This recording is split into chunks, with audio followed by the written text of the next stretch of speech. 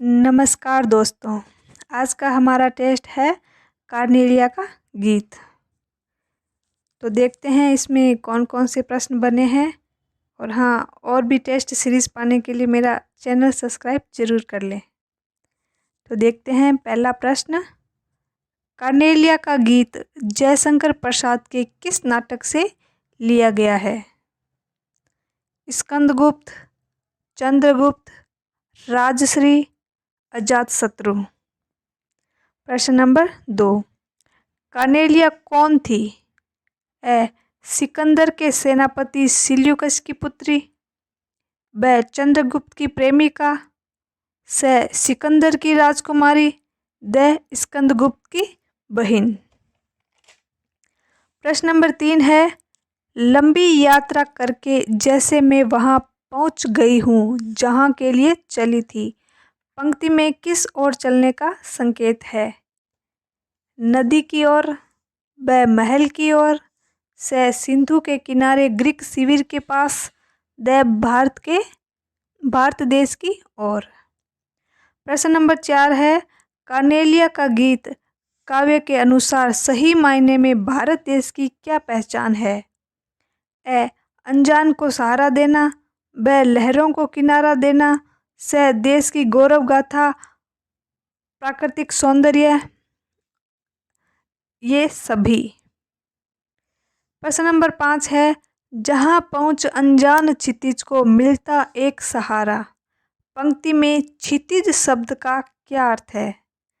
ए जहां धरती और आकाश अलग अलग दिखाई देते हैं, ब जहां धरती और आकाश दिखाई नहीं देते, से जहां धरती और आकाश एक साथ मिले हुए दिखाई देते हैं, द इनमें से कोई नहीं। प्रश्न नंबर 6 है, सूर्य की तामरस किरणें जब कमलों पर कांति बिखेरती है तो ऐसा प्रतीत होता है मानो पुष्पों पर नृत्य कर रही है। ऐसा मनोहर दृश्य देखकर कार्नेलिया को क्या प्रतीत हो रहा है? ए कार्नेलिया का मन झूम उठा हो, ब मानो सूर्य धरती पर नाच रहा हो, से मानो चारों तरफ हरियाली छा गई हो, द मानो जीवन की हरियाली पर मांगलिक एवं कल्याणकारी कुमकुम बिखर गया हो। प्रश्न नंबर 7 है, प्रातःकाल मलय पर्वत की सुगंधित पवन का सहारा लेकर कौन भारत की तरफ आते हुए दिखाई देते हैं?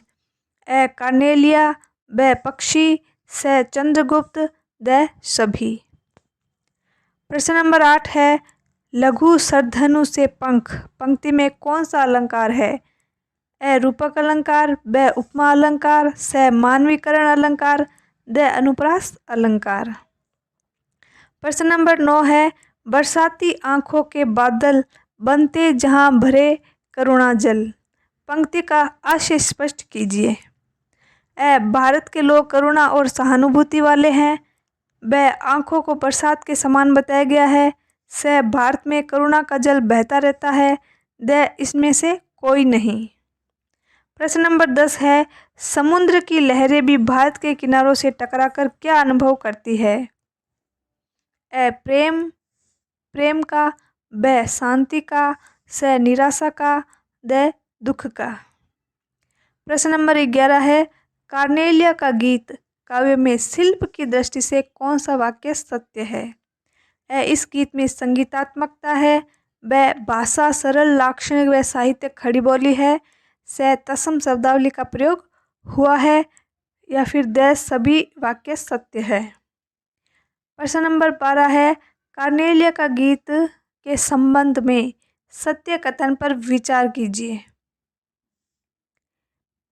इस गीत में देश की गौरव गाथा तथा प्राकृतिक सौंदर्य को भारतवर्ष की विशिष्टता और पहचान के रूप में प्रस्तुत किया गया है।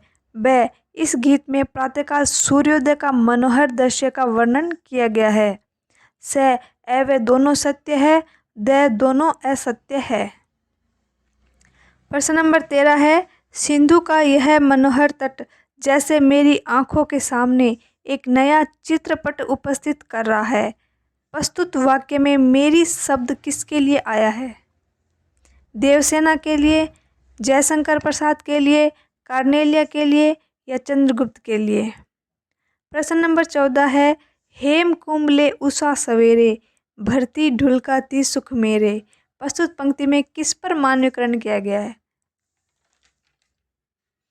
ए उषा रूपी नायिका, ब सूर्य रूपी कलश, से सुख रूप जल, या फिर देश सभी पर।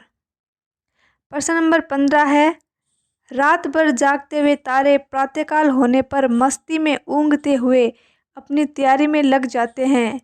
ए रुकने की, ब चलने की, से छिपने की, द सोने की।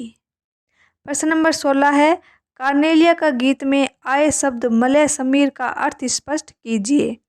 ए दक्षिणी वायु, ब मलय पर्वत की ओर से आने वाली सुगंधित हवा, से हवा का झोंका, और द ए व ब दोनों। तो धन्यवाद दोस्तों, कैसी लगी ये टेस्ट सीरीज मुझे कमेंट करके ज़रूर बताएं, और आपको किस टाइप की टेस्ट सीरीज चाहिए वो भी कमेंट करके ज़रूर बताएं, ताकि हम उस पर भी वीडियो बनाएं या फिर वैसी टेस्ट सीरीज जैसी आप चाहते हैं।